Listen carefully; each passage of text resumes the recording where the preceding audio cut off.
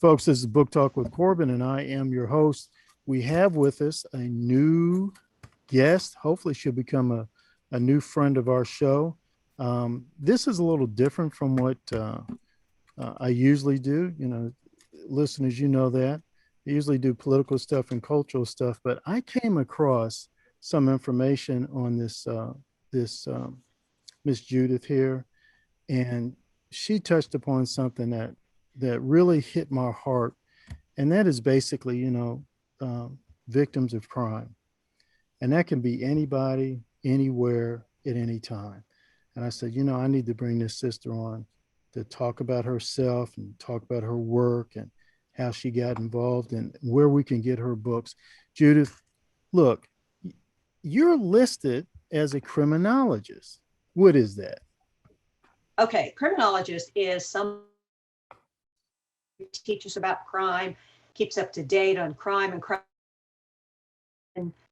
studies criminal behavior, crime patterns. It's basically, I'm a student of crime, criminals, and I people safe, and I cover that in each of my books. There's a theme with, for example, child safety, the treatment of in the legal system. So focus is. Great, great. And how did something like that? How did you get involved with something like that? I mean, why? Were you a victim of crime, family member? What? Well, every family is a victim of crime in some way, shape, or form. Hmm. So yes, I have been a victim of crime personally, and then with my family, and then professionally as well. It started when I went back thinking, okay, what do I want to do? I wanted to go into psychology, but I have horrible dyslexia with numbers, and that was a lot of math. And I took an elective called criminal justice just because it sounded interesting. I come from, my grandfather was work security, and my father also worked in security.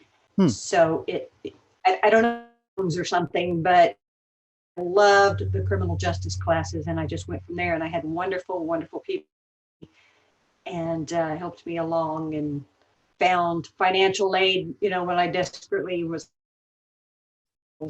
But I finished that degree, and I stayed with criminal justice. It's fantastic. And then you got to, I mean, you got so much into it, you started writing books. I did. I had a migraine related stroke several years ago, and I couldn't teach anymore. I obviously couldn't, because it affects my short term memory when I'm having a headache and motor skills. And I thought, okay, what do I want to do? And I've written literally since first grade. So I said, you know what? I think I'll try a book. And about that same time, a case fell into my lap that a friend of a friend suggested I look into. And it just went from there. Well, and what was that case? Could you tell us a little bit about it? Yes, it was the murder of a little boy named Brad Maddox, who lived in a very small town in Indiana. And the perpetrator was possibly about to be released. And I was notified and said, could you do an article on this? And I got to, know the family. And I thought, this little boy's story needs to be told. And then I dovetailed it with crimes against children, and how to spot perpetrators and prevention thereof, because I'm a huge advocate of prevention versus reaction. Yes. And it just kind of went from there. I received their blessing, which I will not write a book unless the surviving victims agree. And it went from there, and it won an award. And I thought, you know what, I think I found a calling here. So I ran with it. Well, yeah, I mean, you call it a calling, yeah, a calling of ministry, because I can imagine, you really helped out that family. I mean, losing a child, what can you say? But I think I get the impression you really help that family out in some way, bring some good out of that tragedy. And was it a situation where the young person was just kidnapped, snatched or something like that? No, no. He went out with some friends one night to this man's house. This man was, he was all the red flags of a perpetrator. All his friends Hmm. were underage. He provided alcohol to them at his house for parties. Hmm. He had sexually groped a boy when they were in high school. So he had all of these red flags. Well, Brad and went to this guy's house to drink. You know, he's a kid. He's like 13, 12, 14. So, and it went from there. And I should add that Brad felt safe because this guy was a relative. Oh my God. What was the name of that book, sis, and how can we get a hold of it? It's called The Devil You Know, and you Hmm. can get it on my website. It's truecrimebook.net. And you can also purchase them since it's COVID and I can't do any book signings now. You can purchase a signed book as well. So I have sort of a virtual book signing table online now. That's But great. it's That's www.truecrimebook.net. truecrimebook.net.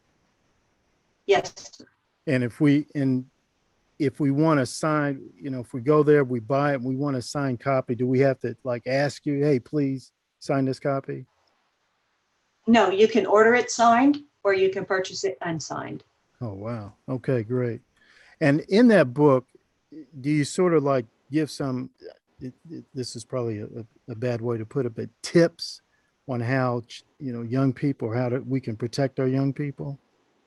Yes, I do. No, that's not a bad word. I do give tips on safety for children, how to teach children to not live in fear, but live in awareness. Mm, good And way to put I it. also profile perpetrators of people who target kids. Right. And speaking to my listeners, this is an important book. Every parent should have this book. Every last one. If you're a parent, you're listening to this podcast, get that book. And if you know a parent, tell them to go to that website and get that book. My sister was almost snatched. And so, fortunately, my father had said some things to her. And one of the things he told her is if somebody lures you don't know them, they want you to come to the car, don't go. And he tried. And she said, no, I don't know you. And he exposed himself. Good girl. Yeah. Good girl. Yeah. Yeah. Well, thank you to your dad for doing that because too many parents are afraid of talking to their kids or they pull this, not my family, Right. not my kid, or I don't want to think about it. I get that a lot. I think about it. Well, we need to think about it because 3 out of 5 little girls in a classroom will be sexually molested. 2 out of 5 little boys in a classroom will be sexually molested. We Mm, have to think about these things. And waiting till high school or what have you is too late. We've got to teach our kids now. And again, you don't have to live in fear or worry that, I'm going to teach them something they don't need to know, but you can give them the tools. And and I also have, uh, I'm sorry, go ahead. no, I was about to say, and one of those tools is your book. It's for these parents to buy these books and buy your book and read it and share and tell other parents to buy it and get it. Now you're about to say something else. Go ahead, sis. Ah, okay. I have another book called How to Recognize the Devil because I believe that we're mostly surrounded by angels, but devils lurk. Mm, And it's every crime prevention class I've ever taught for elderly, for children, for domestic violence, travel at home and abroad, and home security. And it's also had. Let me stop there, Corbin, and read it. hmm. It also has work pages and note taking pages because there are some exercise within the book to help you learn these skills. And the proceeds from this book, 100% goes to charity. Now, each of my books, a percentage goes toward a nonprofit organization, and I make it in the victim's name. But 100% of these profits for this book goes to a charity because I think people need these skills. And I've taught crime prevention, common sense self defense for years. I just put all of these classes into one book. Wow, that's fantastic. So actually, if we couldn't get you at a workshop, we might be able to do the workshop ourselves using the book. Would that, the book is the basis for the workshop. Would that work or what? The books are the basis for the workshop. It's always better to learn, live and in Yes. person, Yeah.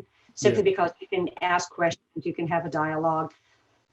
But the book has just so much information for people, all the way up to how to talk to your child, to how to spot elderly abuse in a nursing home, to, okay, I'm traveling abroad. What do I need to know? How do I keep myself safe? And again, this is proactive, not reactive.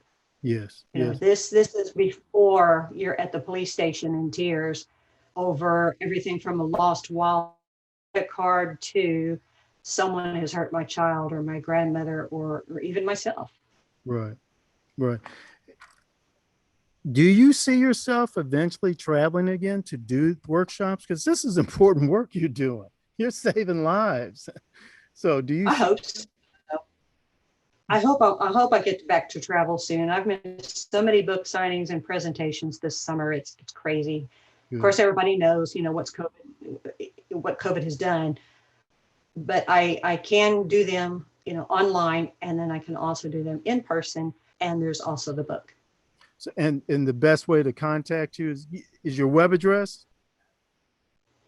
www.truecrimebook.net. Yes, you can contact me through my website. I do have a page where I list some of the classes I teach and how to get a hold of me. Listeners, did you hear that? Make sure you go to that website, get that book, and start looking through the different workshops she does, and see about bringing her to your town. Folks, we need this. We need this. And as I'm listening to my sister here, I got to thinking about some things that when I was overseas one time in the Philippines, that I was literally, they almost tried to kidnap me. And then I don't know if you're aware of this case or not, but years ago here in Louisville, Kentucky, a uh, a Russian girl, she had just come from Russia. She was just snatched from a mall, and they think it was in broad daylight because they found her bicycle there. And to this day, I mean, it's like 35, 40 years later, they still haven't found her. And what really impacted us the most about that case is this was in a suburban neighborhood. And when we would go, I would do this all the time. Me and my buddies would do it all. We'd ride our bicycles to the mall, drop them there, drop them outside, go inside, play video games for several hours, come back out, get on our bicycles. I mean, that's how safe it was. But she was taken. Well, I don't think that crime has, suddenly we're seeing crime and it used to be safe and we could live with our doors unlocked. That's a personal thing. And crime happens everywhere, everywhere. Mm. There are just as many problems happening in these upper crust neighborhoods as are happening in the quote unquote ghetto or low socioeconomic areas. Just as much crime happening, it's just as covered better. And you Mm. can't tell me money doesn't affect your status in the judicial system, because it does. There's just as much things happening. It might not be the same crimes, but it's happening. Wow. And, people say, well, it used to be safe, or, we didn't have to worry about that before, because we didn't have an awareness of it before. When you and I were kids, I don't recall ever seeing in the paper or on the news about a child molested, a child snatched, Right. a family that beat their kid and left them, tied up and starving in the basement. That didn't make the news. We didn't talk about things like that. And X number of years prior to that, we sure as hell didn't talk about it then. So it's not that there's less crime or we have to worry. It's just we have to be more aware. And that's a key word. You're not wanting us to walk around in fear. You're saying, hey, just be aware of your surroundings, so to speak, or don't let me put words in your mouth. But I get the impression you're not telling us to live in fear, right? Right. And for example, I was talking to an employee once when I worked in loss prevention, and I said, okay, she was afraid of her boyfriend. And I said, has he ever hurt you? Well, no, he's not like that. I mean, he slapped me and he's tried Mm. to choke me. Okay, see, it's an awareness of what is violence, what is domestic violence, what is attacking versus not. I mean, our first thought, for example, with children is it's the scary man in the raincoat hanging out at the playground, but it's not. It's the father, it's the grandfather, it's the mom, a school teacher, a coach, the guy who, do they still have ice cream trucks? Because they did when I was a kid. Yes, they do. But it's, remember, oh my God, you'd run to the corner and yell, stop, with your 2 quarters, Right. for your drumstick. But Right. but nonetheless, and it's not creating a fear of all people. It's like your dad said, if a stranger says, get in the car, or I have a puppy, do you want to see it or want some candy? And your little Right. sister said no and took off. How hard is that to tell a kid? Right. But on the other hand, a stranger is less likely to harm a child. For example, at least 80% of child abductions are domestic related. Somebody's, angry because of a child custody ruling or a divorce, and they grab the child and run. But do we hear about that on TV? No, we hear about the stranger. Right. Which in turn creates fear. So really, when we're watching TV, we're looking at a big box of fear because that's the idea. Right. Right. Man, I'm surprised you're not. I'm surprised you're not on the road every day. I mean, because you everybody and everybody should be reading your book, and anybody can benefit from it. I mean, it just, I said to myself, man, I've got to interview her and I got to introduce her to my listeners. And now, you're just verifying that time and time again how important it is, like you say, just to be aware. And your books are a tool to increase our awareness. Sis, I got a couple more minutes here with you. I could probably sit here and spend all day with you, but talk to me about a couple of the other books that you've written. One of my books is called When Nashville Bled, and it's about serial killer Paul Dennis Reed, who murdered some folks in the Nashville area. I'm sure there have been more because he lived in several different states. Mm. That's because the victims of Paul Reed were never called by their formal names. They were always called Sarah Jackson, victim of Paul Dennis Reed. Angela, the victim of Paul Dennis Reed. And even their parents were known as, Jenna Jackson, mother Sarah Jackson, victim of Paul Dennis Reed. That is only a small portion of people's lives.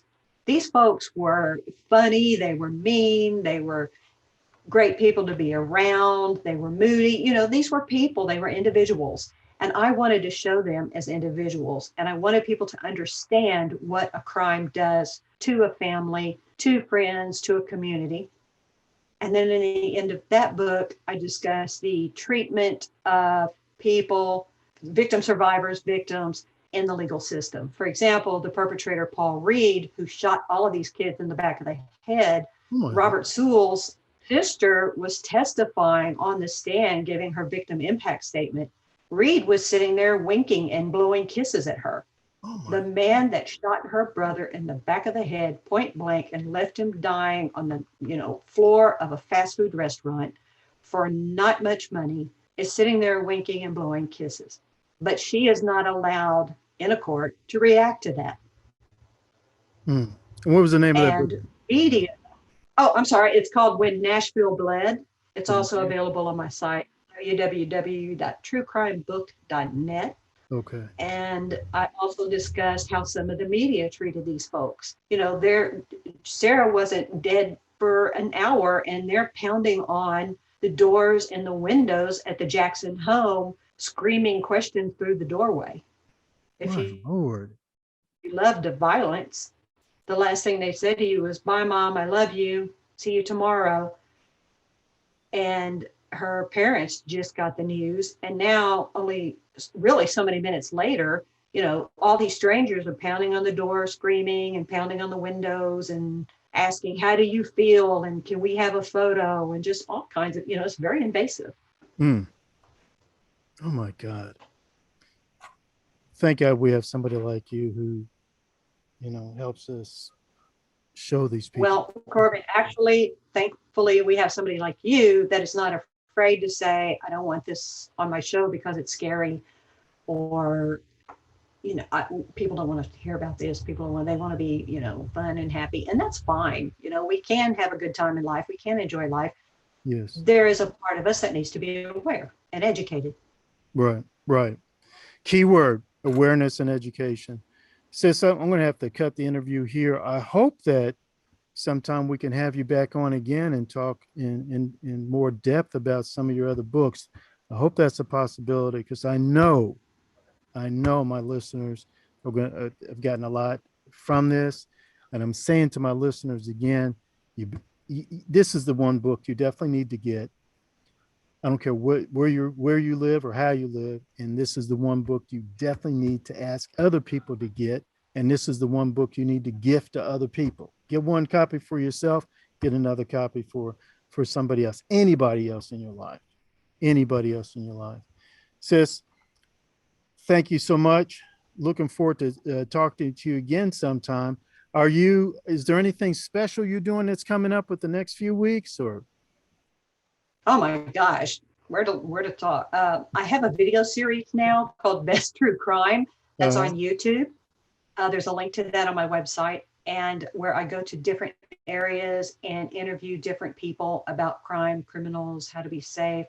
And I also just started a page on the website where I'm partnering with Sonova Cantrell, another author, where we are listing all of the true crime related events on that page, so people don't have to go all around. And one thing we do not allow on there is the lionization of criminals. So if you want to take a ghost tour, or you want to go to a crime convention, a class on crime prevention or true crime, it's going to be listed there. Great. All right. Thank you again, sis. We will be in touch. Okay. Thanks, Corbin. You got a great radio voice, by the way. Oh, thank you. Thank you so much. I'll be in touch, my sister.